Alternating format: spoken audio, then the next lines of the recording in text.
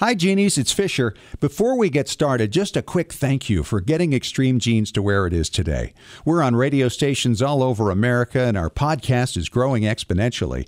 I'm often asked, what can I do to support Extreme Genes? Well, that's easy. Become a part of our Extreme Genes Facebook community and like our page. Share the podcast with your friends. Follow us on Twitter. And most importantly, support our sponsors through links on our website. They're the best in the business. Thanks again. Now let's get on to this week's podcast.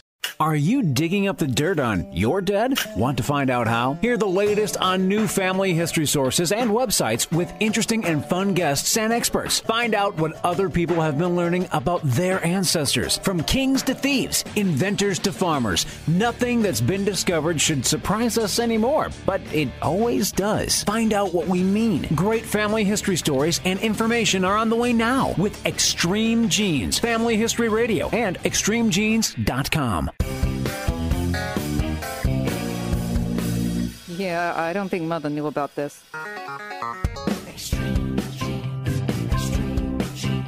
Uncle Marvin was strangled by his own beard.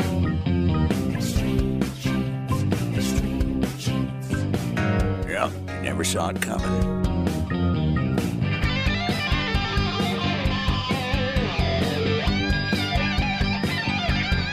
And welcome to Extreme Genes, America's family history show, and extremegenes.com. It is Fisher here, your radio root sleuth, on the program where we shake your family tree and watch the nuts fall out. And I got to tell you, this show today is just covering a lot of ground.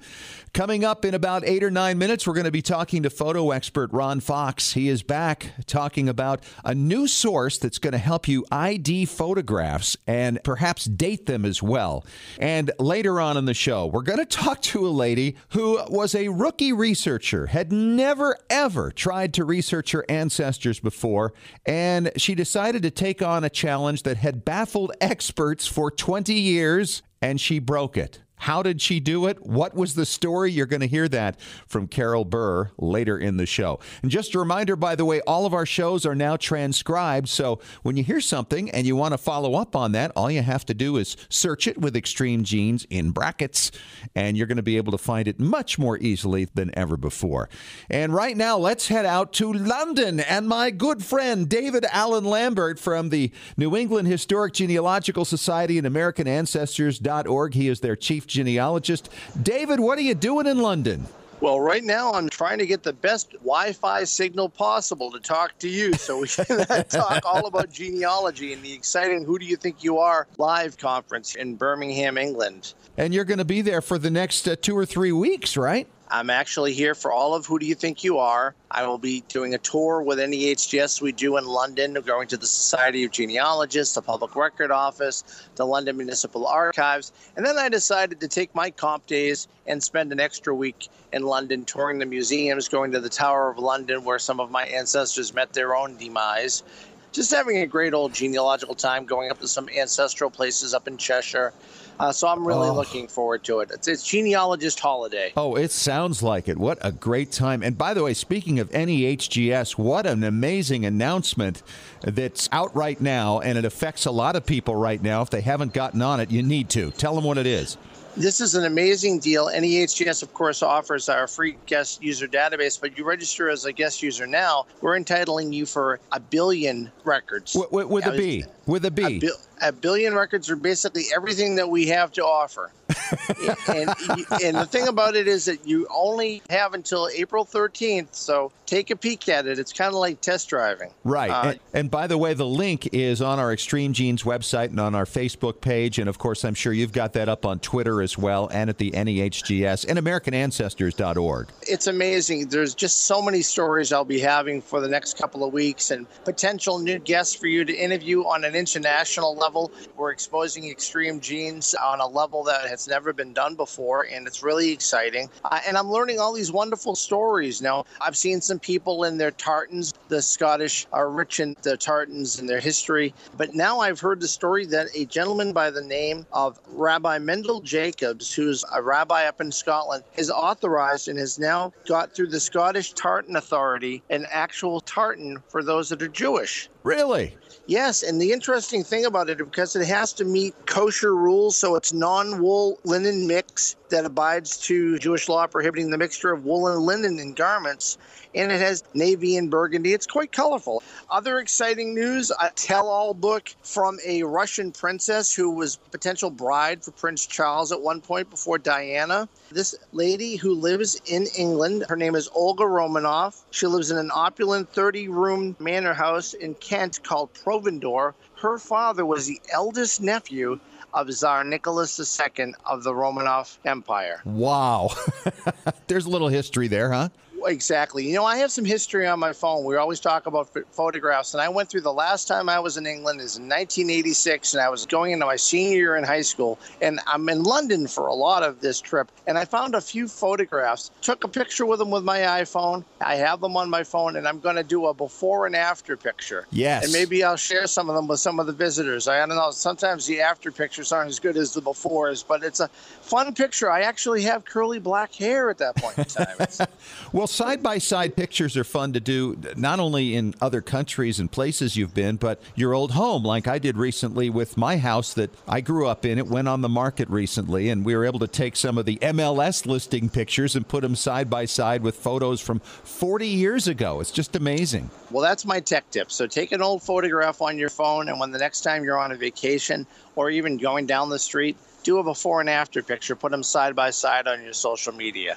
You know, there's so many things that people are showing me here at the conference, but heirlooms, I think we've had this discussion before. What is important to save? I mean, right now on my jacket is my passport. That would be something that you would want to save. I even have my old one. It's interesting you say that. There is a story out in the Huffington Post this past week. It talked about some ideas of things that you might want to save as heirlooms. And your first passport was on that list. In fact, it was the first thing on it because it would show you when you were young and some of the cool places that you've been and shows what an adventurer you were. Then it lists things like your military discharge papers, one printed photo of your wedding. You know, maybe there are lots of pictures, but one printed photo, something that belonged to the oldest living relative that they knew. A sentimental piece of jewelry, a receipt with a date on it that shows how cheap things were back in our time. Year by year, we get all as a family put together a time capsule, if you will, that represents certain events that make that whole year what that year has been for you. Good, the bad, the indifferent. And everything that happens to us is what shapes our story. And that's why I always thought journals were important. But this adds another dimension to it, is taking family ephemera into the picture. David, have yourself a great time. We'll talk to you again next week. Where are you going to be next week when we talk to you? I'll be still in London, and at that point in time, then I'll be heading up to Cheshire to a village called Brereton, cum Smethwick, where my family lived from the time of the Reformation all the way through to the 1890s. I'm going to go to a family farm. I'm going to go to church services where my family has not attended since 1874, but we did for over 300 years. Unbelievable. You have a great trip, my friend, and we'll talk to you next week. Thanks so much. Take care, Fish. And coming up next, we're going to talk to photo expert Ron Fox about a new source that's going to help you ID photos and date them. It's good stuff. On the way in 3 minutes on Extreme Genes, America's Family History Show.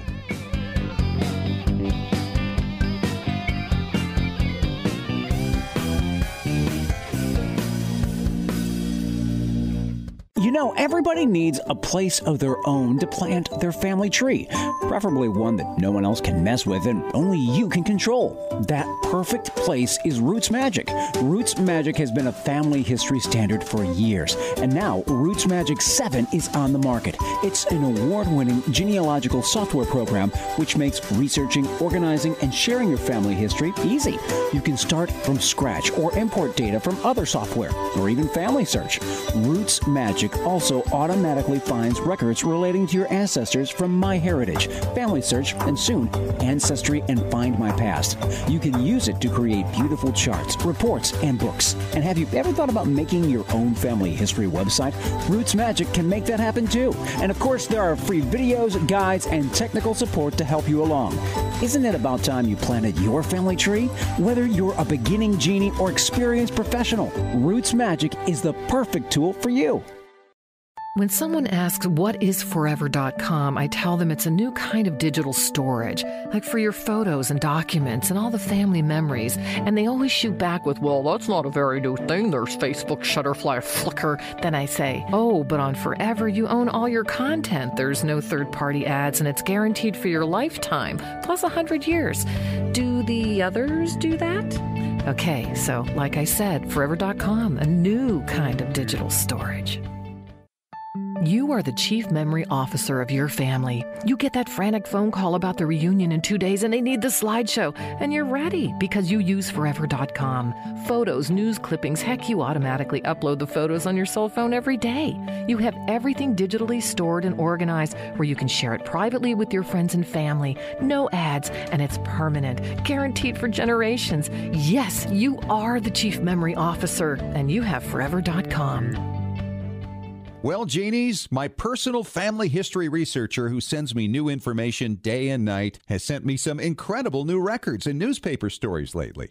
Hi, it's Fisher, and the name of that researcher, by the way, is MyHeritagecom. It's the hardest working service in genealogy, looking for records of your family 24 hours a day, 7 days a week. Yes, even while you're sleeping. How does it work? MyHeritage uses hundreds of algorithms to match your ancestors to over 5 billion records from around the world, and with 97% accuracy. That means no more wasting time figuring out whether or not a match really is a match. I hear from listeners all the time who are shocked with how much information is accurately found and then passed along. And now MyHeritage will translate your ancestors' names into English or any other language you like from foreign records. In fact, it works with over 40 languages. No one else does this. Whether you're a beginner or seasoned researcher, you need MyHeritage.com.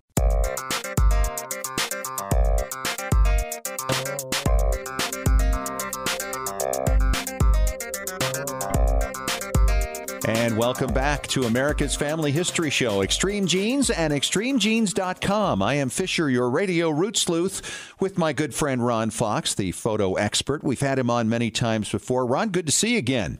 Good to see you, Scott. And I was thinking about this. A couple of weeks ago, we saw the release of a brand new index. It's the New York Public Library Photographers Index. 115,000 photographers going back into the middle of the 19th century. And very significant thing, because this helps us in researching our photographs, maybe actually even identifying who somebody is based on the age they may have been when the picture was taken. And that you can determine by the location of a photographer from this index. Let's get into that a little bit. Well, yeah, I mean, it's a great research tool. And it's something that, we had photography. It was introduced in 1839, came to the U.S. in about 1841, and then it was like wildfire. It was like Apple phones, it just went crazy. Yes.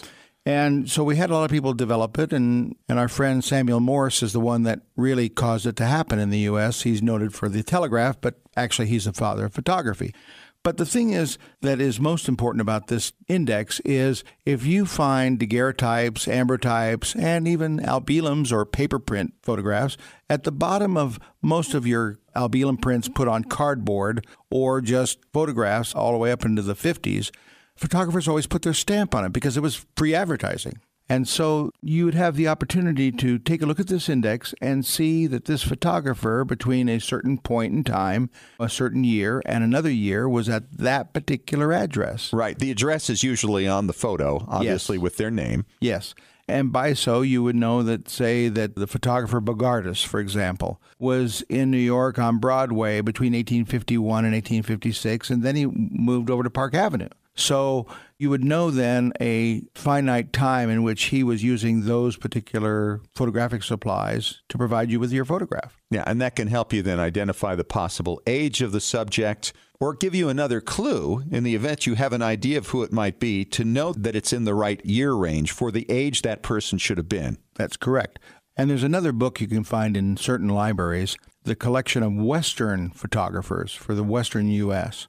It gives you a small bio, but it also tells about his movements and where he was. There was photographers that went on rail cars and would go to communities, and people would come into the rail car and have their picture taken, and then they'd get off. Really? Absolutely. It was a big business, and Union Pacific really used it after the completion of the railroad because it was another thing to bring people to the train station. Nice. I'd never heard that. You pull over the boxcar onto the siding and advertise it a day before. It's like the circus, man. It was coming to town. And so you'd get ready and dressed in your best and go get your photograph taken. And then would they get that to you days later? Did they mail it to you? How would that work? No, they would normally just be there for like 2 or 3 days. So you had an item that was there and you just had to go over and pick it up. But those days, tintypes were the cheapest photograph that you could purchase. Sometimes there were tintypes, other times there were albulums, and even later they had something called cynotypes, which are kind of fun because they are very rare and they are valuable, but they are photographs that are all in tones of blue. I did not know that either.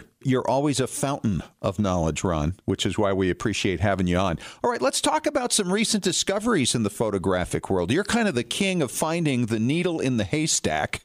Well, there's a lot of things that have been found in the last few years. There was a photograph that a friend of mine bought through a guy who was a picker, basically, in an antique store, and it was Frederick Douglass speaking in 1841 to a group of abolitionists. Well, he got it for $35. A very famous star has offered him $1 million for it, and he won't accept the money. He has it now resting in the Smithsonian, and they think it's one of the 5 most valuable historic photos in our history. Isn't that incredible? For $35. Yeah. From a picker. I wonder if the picker knows about this. I doubt it. I doubt it. It's just like my eBay find. You know, that was a big find. It was worth in excess of $100,000, which we paid a couple $100 for. And it was just that you recognize the face and the name was not there. It was just a phrase about the guy, how he looked, like an intelligent-looking man.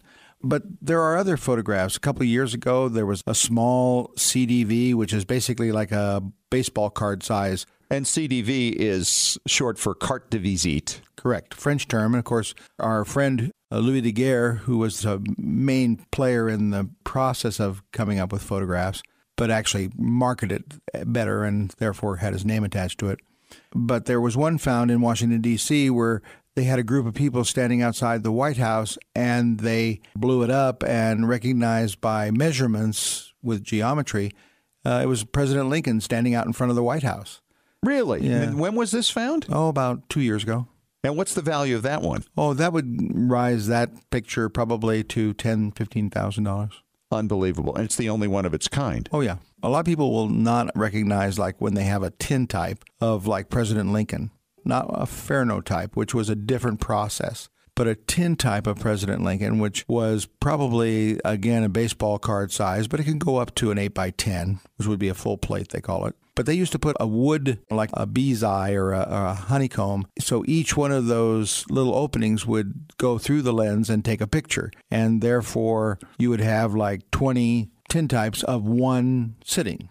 Of one that makes photograph. sense. Sure. And then they would just take tin snips and cut them up. And of course, we always talk about tintypes, but they were actually steel, not tin. But those are actual photographs. If you get a photograph that's a tintype, unless it's a photograph of a photograph, that person stood in front of that piece of tin. So Lincoln stood in front of that piece of tin. Oh, that's interesting. Yeah, it's not like a photographic negative where you can make multiple prints onto paper. No, a tintype is a one only type picture. And it's always in reverse, is it not? Yes. Yes. And there are practices. It was invented at one point because the early daguerreotypes were all reversed. But then they had a reversing lens that was invented in Germany, in which they propagated over here later in the 1850s to reverse the reversed image. Now, I have looked for some time for a lot of photographs of my family, my wife's family, by putting search terms, say, on eBay. Mm-hmm. She came from a small town in Indiana, Crawfordsville. Right. And so I would put the family name and Crawfordsville or Crawfordsville CDV because maybe there isn't a name associated with a picture that's put on eBay. But this is what a lot of families can do to actually find old photographs, family Bibles, things Absolutely. like this. But you could go years also without ever finding anything. And then all of a sudden, after looking every day for 3 or 4 years, suddenly you find something new. That's absolutely true. One of the other ones is that, you know, usually you'll have that print and you'll have that name at the bottom. Call the local public library or the university. And universities and colleges right now are spending tens of thousands of dollars a month on scanning old newspapers and photographs. And those are going online increasingly. Family Search is another good source. I mean, in the first year of operation, they had 1 million photographs. And now I think it's many, many times that. Many times that. And MyHeritage is another one who have done a really great job of collecting these photos from their members and placing them on their websites. Well, you think about it. Some of the pictures you and I have worked on finding together, and I finally found a photo of my great-grandfather after 30 years, and now I have 3 of them because one was identified, which allowed me to identify him in a different picture, which allowed me to identify him in the third. The other 2 were not marked. And as a result of that now, after all these decades, we finally have it available, and you put it up online, and it's there forever because all the other descendants will make copies of that or keep that, or it will just remain up on the website. That's right. And here's another issue. A lot of times you'll have a photographer in a small town like Crawfordsville, and you'll have the name of that photographer. And a lot of times you can actually do the genealogy on the photographer and find the family and ask them, where did all the negatives go? I did this recently with one family in our state, and candidly, out of it, I found that the woman's father who took pictures from the 1890s to the 1930s, they're up in her attic. All these glass negatives, all indexed, are up in her attic. Wow, and what an awful place for them. Absolutely. All that heat and cold and all that. Absolutely. So what are you doing with this? Well, I'm trying to get her to sell them to me so I can scan them or I can provide them to the state. In our case, the state loves this type of stuff, and they will increase their archives to accommodate them. I mean, there are collections, like there's one collection I'm in like 1925 in one of the major cities that has 22,000 glass negatives, all identified with prints as well as the actual negatives. And all you have to do is get online, put your name in, and up comes Grandpa. Well, that's true. I actually found my grandpa in one of those collections in a state archive. That's right. Yeah. My grandfather from Oregon. And by the way, he was out of state at the time. Yeah. There's also, as I said, these universities. I know of at least one major university that I've dealt with has over 2 million photographs that they have not even scanned yet. 2 million? 2 million. And see, what you're doing right now is validating what I think, and that is with as much stuff as we have online right now, there is still far more stuff that is not online, that's still in archives, that's still in libraries, in people's private collections, in their attics, in antique stores, all over the place. I really would encourage your listeners to take the opportunity to, one, get into that trunk and open it up and mark the photos that they know who they are, because 90% of the time, people do not write, even today, on the back of a photo, who it is. And one generation and it's gone. That is the best advice of all. Ron Fox, great to see you again. Thanks for coming on. Always enlightening, always a pleasure to learn something more at your feet. And by the way, if you're interested in that index from the New York Public Library of all the photographers dating back to the 1840s and 50s, we have a link to it at extremegenes.com and on our Facebook page. And coming up for you next, we're going to talk to a rookie genealogist, one who said, as my first project, I want to take on a line that's baffled experts for 20 years. And she succeeded. Wait till you hear the story that Carol Burr has to tell you, coming up next in 5 minutes on Extreme Genes, America's Family History Show.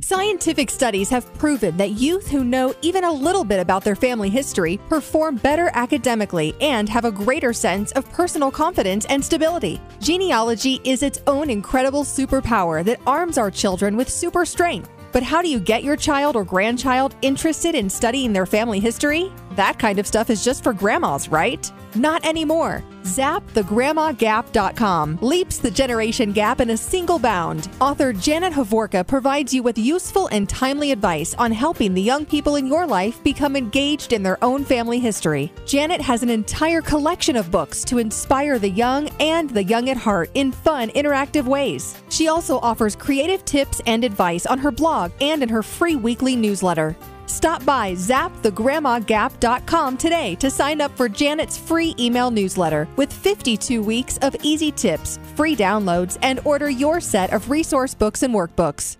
Looking for an easy way to show off your family history and share it with your family? Family Chart Masters offers beautiful custom pedigree art pieces and inexpensive family reunion draft charts in any design or size that fits your needs. With a free consultation at FamilyChartMasters.com, you can get started creating a new family masterpiece. Family Chart Masters has over 11 years of experience in creating and printing family charts. They can print any style genealogy chart from any genealogy file and can create exactly what you're looking for. You'll work with a specialized and talented consultant whose goal is to make you happy. Decorative charts make fantastic gifts for all occasions. And with Family Chart Masters' option of ordering duplicate charts at half price along with your original purchase at full price, you can afford to give a family heirloom to each member of your family.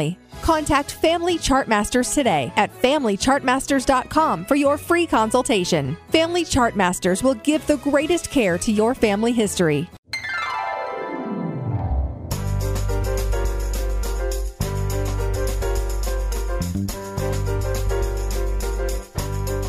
And welcome back to America's Family History Show, Extreme Genes and ExtremeGenes.com. I am Fisher, your radio root sleuth, and I'm very excited to be talking to Carol Burr. She's on the line with us right now from Utah County, Utah. Hi, Carol. How are you? I'm fine, thank you. And Carol had this idea in her mind that she wanted to find out about a husband's ancestor. And Carol, you've never done this before, right? Absolutely. It was new territory. New territory. I've been following this story, and it's just absolutely incredible. Now, your husband had an ancestor that came out to your neck of the woods sometime back in the 1860s. Now, what was his name?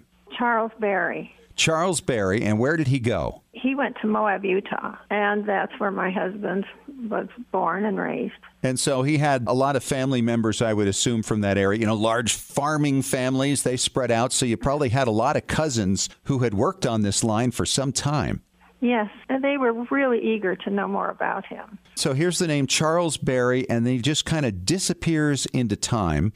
All these folks had worked on it, and you stepped up and said, hey, let me try. And so who did you reach out to help you with this?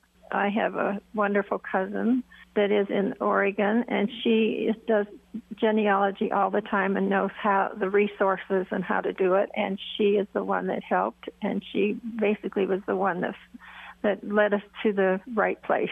Let's talk about this a little bit. It's a dead end for a reason. Obviously, they couldn't find anything that would link him. You know, when you do genealogy, you take what you know and you connect it to what you don't know. And there's got to be some kind of connecting document, and nobody could ever find Charles Berry before he arrived in Moab, Utah. What was the clue? Well, the clue for her was the name of Bachrock, and we had heard Bachrock. He just didn't go by Bachrock. So this is something that had been passed down through the family. That's right. And so now this wonderful genealogist, as she was, she found a listing on it, and then she started searching for it, and then that gave me a lead also to start working on the same name. Okay. And so what did she find? And what did you find? Well, what I found, it's hard for me to even believe. Even though there were many families with that name, I did find the name of the right person. And interestingly enough, it was in the library. It was just an old little book that they gave me, and I couldn't believe what I was seeing in front of my eyes. I started to cry my eyes out. In the back of the book, I found a whole Bachrock family, and it was all names that we now could research even more. Without the blue book, it would have been probably a dead end for all of us. But it was wonderful because it had so many Bachrocks, and they did have this specific line in the book. My husband's grandfather, this particular book, outlined that he lived in Moab, Utah. So they were giving us detail that is so tiny, and it was talking about all the families, who they were. That's unbelievable. And of course, everything else just kept verifying it over and over and over. And so you took this information and passed it over to your cousin, who's the expert, right? Yes. Who hadn't been able to do this in 20 years. And what happened with her? Well, she was as excited as I was, and at that point, she really started concentrating on this particular line, going backwards and going forwards. And you see, I'm not that astute, so she would tell me what to do. We had a lot of people to connect now. Sure. And so then we found out by our searching that there was a book written, and it was the Jews in Castries, and it was by the mayor. And I've learned that because in that Holocaust, they were trying to reconnect all the Jews they could that were taken and connect them to these towns. And so this particular name is the Jews in Castries. And so at that point, we had his wonderful book that was so great that we found, and we not only found the family, we found their grandparents and their houses they lived in, and even their dogs. It was a picture, I think. Wow. It was so complete and so amazing to us, and even into their cousins and the gravestones he had. And that's very important because that's more verification when you see those headstones with the names on them, So, and then also there's picture of grandmas and grandpas and their houses. And I just felt like all of a sudden we found this most amazing, wonderful family. Isn't that something after all these years? And here you are, the newbie who stepped into a family history library and pulls the book out of the shelf with a little help. She was so much help.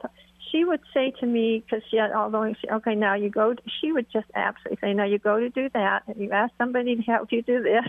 Right.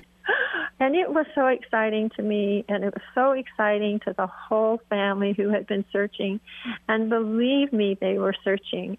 And some of them had become very, very close to finding it.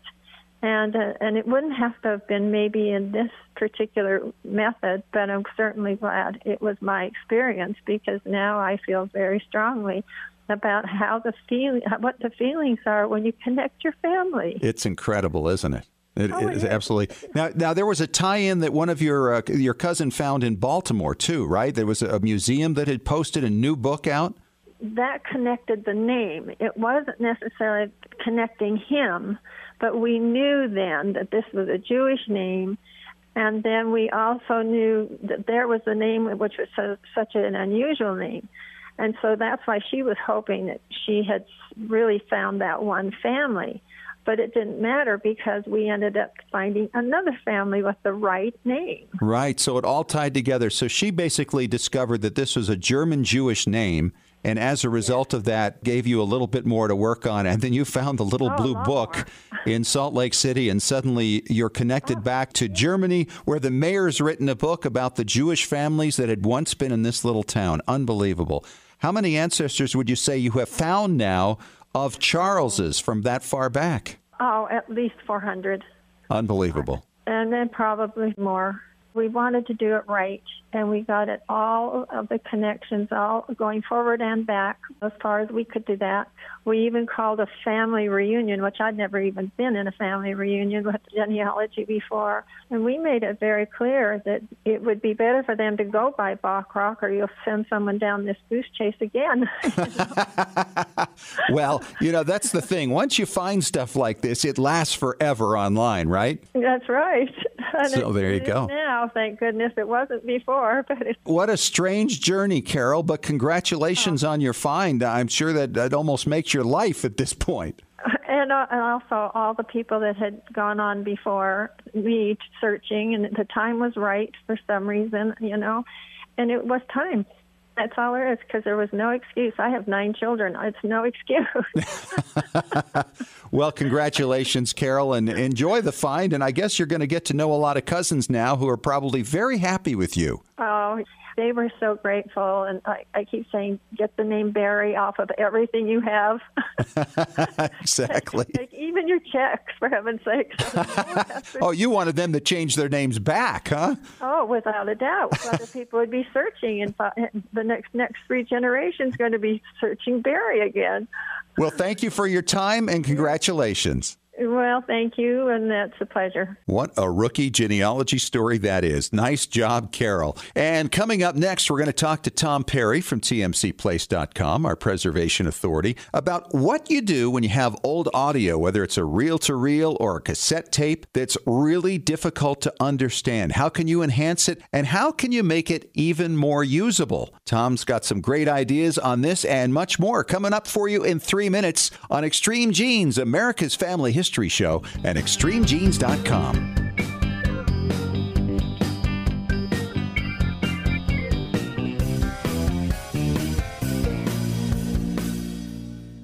Legacy Tree Genealogists is a proud sponsor of Extreme Genes. Based in Salt Lake City, Utah, near the world's largest family history library, we've been working with genealogists all over the globe since 2004 to track down records, find your ancestors, and the stories that bring your legacy to life. We also analyze DNA test results, help you join lineage societies, and find missing cousins or heirs to property. Legacy Tree is the recommended research partner of MyHeritagecom and is the world's highest client-rated genealogy firm. Call us toll-free at 1-800-818-1476. Call now or register online to get a free estimate. Learn from our free genealogy tips on our blog at legacytree.com/blog. Even experienced researchers can benefit from our proven and experienced staff of specialists who can bring new approaches to old problems. Legacy Tree Genealogists. We do the research. You enjoy the discoveries. legacytree.com.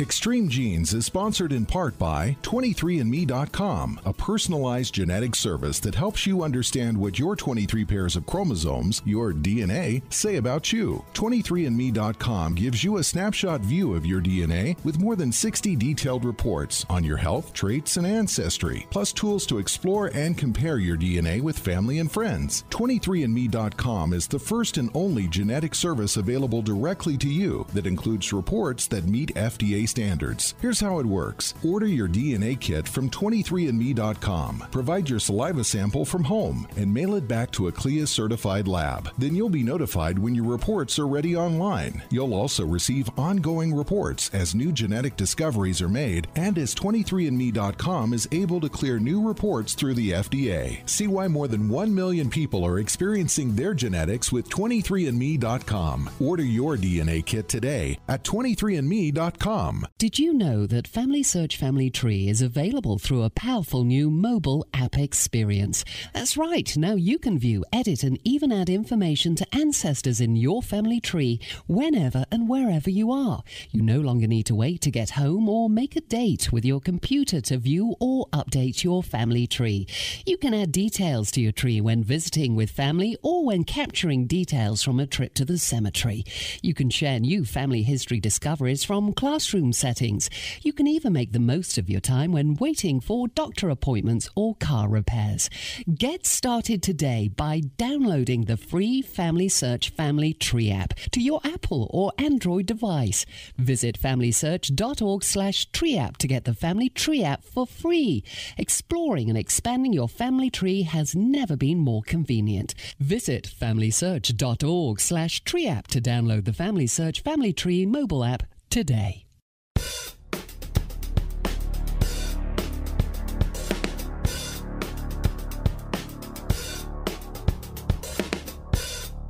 You have found us, America's Family History Show, Extreme Genes, and extremegenes.com. It is Fisher here, your radio root sleuth, and it's preservation time with our good friend Tom Perry from tmcplace.com. Hello, Tom. How are you? Hello, super duper. And I'm very excited to hear that you're starting to get more people bringing in audio to be digitized. Oh, absolutely. I mean, it's exploding. We get calls almost every day now that their parents have passed away. They're going through the attic and they find these cassette tapes they didn't even know existed.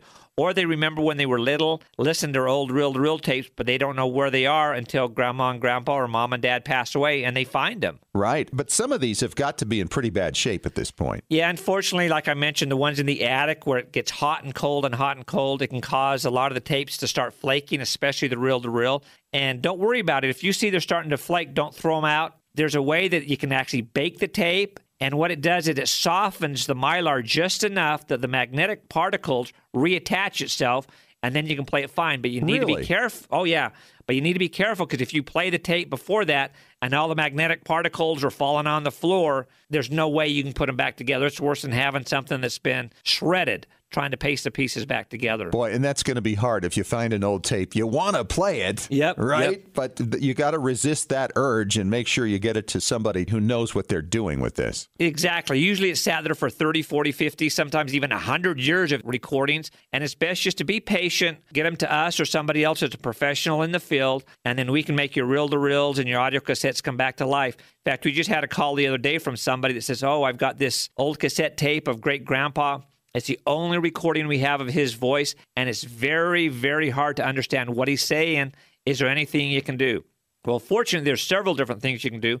First off, you want to get it digitized. That's number one priority. Right. And you can enhance audio. Oh, absolutely. If you have a program like Pro Tools is absolutely awesome. That's what we go to for most of our sweetening, as they call it in the industry. However, sometimes the tapes are so bad, it's really, really hard. You've got to get your ear right up to that speaker. You have to really, really listen to try to make out what they're doing. And so the best answer for that is what you want to do is go in and transcribe it. Put it onto paper for two reasons. First off, if somebody's reading along while Grandpa's talking, even though it's hard to understand, you're reading the words, and then it magically makes it like it's more understandable when really it hasn't changed. That's true. But that way you're hearing his voice, you're reading the words. And the neat thing about it is once it's in like a PDF form, you can go and look through it. You can type in the word Martha, and then every time he mentions Martha, there it is. So if you're fortunate enough that you have tons of tapes, you can go in and type in your name, and then any time that he has said that or she has said that, whoever made the recording, it's totally searchable. You can find Martha, Martha, Martha, Martha, then go read those paragraphs, and that's where he's talking about you or other relatives. You can type in any name, and once you make that PDF searchable, which with any basic PDF program from Adobe, you can do that. It makes it wonderful. Yeah, that's a good point. You know, I've done exactly that. I've got some tapes of a grandfather of mine who was born in 1886. He lived till 1975. And we have a couple of really lengthy tapes. Some of the material is really fun to listen to, but a lot of it is, I don't want to hear that part. I want to hear about this. And so when I've gone through and actually transcribed, especially the more difficult parts to hear, it's exactly as you say. I can read along with it, and then I understand what I'm hearing so much better. Absolutely. It makes a world of difference. And like you mentioned, when you make it as a searchable document, which is easy, once you have a PDF, all you have to do is open it in one of the Adobe programs that does the PDFs, and there's a little icon you can click on that says Make Searchable, or you just download the little typewriter and click on something, and it will say, do you want to make this document searchable? And heck yes, push the button, and then it's all searchable. You can look for what you want. You can go in and maybe make it more understandable for the people later on. Give it some context. Exactly, and that is so important. All right, what are we going to talk about next? We'll go a little bit more into PDFs and see how you can even make them more searchable. Coming up next in 3 minutes on Extreme Genes, America's Family History Show.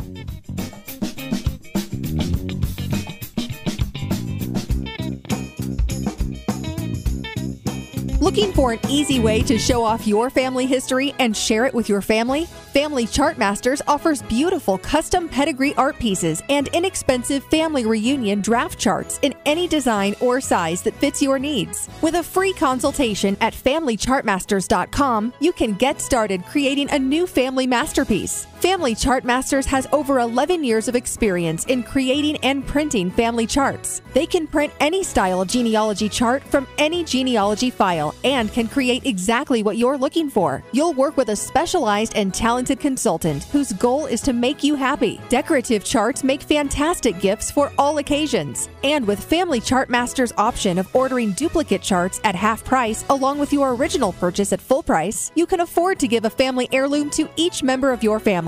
Contact Family Chart Masters today at FamilyChartMasters.com for your free consultation. Family Chart Masters will give the greatest care to your family history.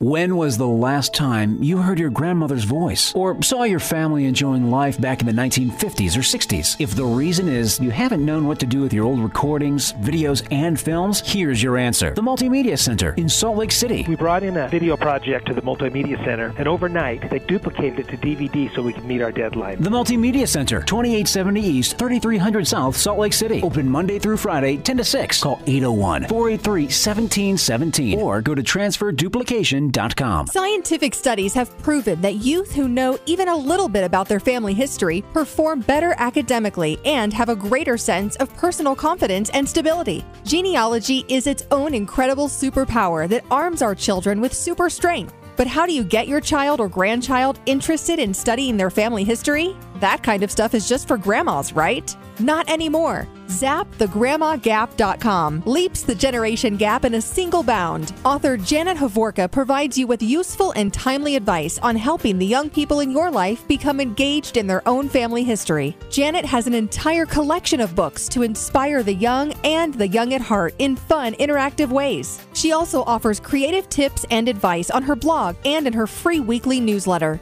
Stop by ZapTheGrandmaGap.com today to sign up for Janet's free email newsletter with 52 weeks of easy tips, free downloads, and order your set of resource books and workbooks.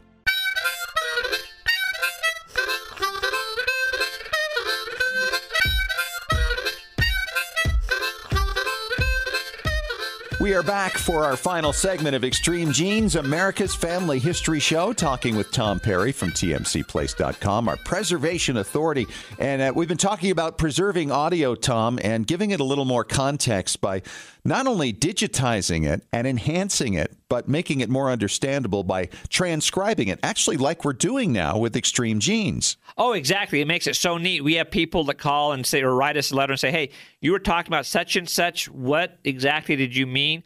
So now they can go to Extreme Genes PDFs and they can actually read what we were talking about, say, oh, okay, and take notes and write down things. It makes it so much easier. So with your own family history, this is something you want to be doing also.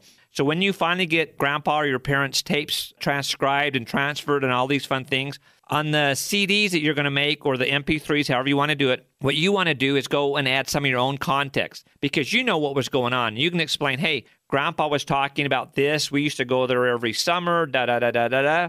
And a neat thing about that, it sets up the context. So when people are reading this, it's not like something foreign to them. It's something they understand. Oh, grandpa used to live here. And the neat thing about doing PDFs is you can go and get a Google map. Oh, this is what he's talking about, and this is what it looks like now. And so when he's describing our old farm with our cows and our goats, you can see, wow, it's a McDonald's now. Yeah. But sometimes the houses have been restored. If you have old photos, you can put those in the PDFs as well.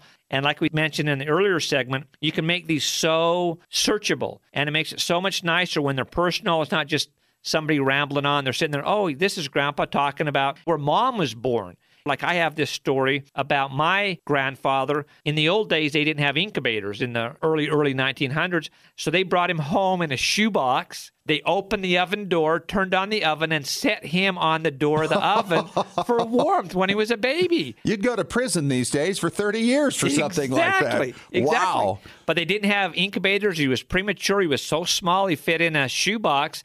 They didn't have central heat back then.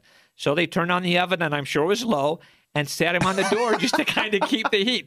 He was not in the oven. He was on the oven door. It was open to keep him warm, and he survived and lived a great, happy life. But stories like that are just so neat, and when you can put pictures to them, when you can go in and say, hey, this is what happened, this is kind of what Grandpa's talking about. Because most people, when they're telling their family history, they know what they're talking about. So they leave out some details that maybe you're going, what did Grandpa mean by this? What did Grandma mean by this? But you being the son or the grandson or the granddaughter, add in some nuances to make it understandable. And keep in mind, you'll often have a tape where the interviewer has also passed and doesn't identify himself or herself. You got to say who the person is actually asking the questions. And that's been the case for me. And so I've gone through and actually digitized tapes and then added an introduction at the beginning explaining when this tape was made, who did the questions, how old the people were at the time of it, and the context of that era. Oh, exactly. That's what's so important about making them searchable. And like I mentioned, once you go in and make them searchable, you can actually add brackets with context. There's some software out there called Heritage Collector, which is neat software. You can take all these different pictures and make all kinds of cool things in them, and it helps it a lot. You can do the PDFs, but it's so important you do these brackets and say, hey, see picture such and such on other document, or look at the VHS tapes we had transferred or the film we had transferred. It's over here, it's over here. So they can go, oh, I'm really interested in this. I want to go see that movie clip that talks about this. And so you can pull out your DVD and pop it in. Or if you use Heritage Collector software, you can just type in what you're looking for, and it's totally searchable. All right. Great stuff, Tom. Thanks for coming on. We'll talk to you next week. Sounds good. We'll see you then. And if you have a question for Tom Perry, email him at asktom@tmcplace.com. Well, that wraps up the show for this week. Thanks once again to Ron Fox, our photo expert, for talking about the incredible new index for photographers that can help you date your old-time pictures. Incredible stuff. And to Carol Burr, the rookie genealogist who broke open a line that the experts couldn't solve in 20 years. If you missed any of it, catch the podcast and search through the transcript. Talk to you next week. And remember, as far as everyone knows, we're a nice, normal family.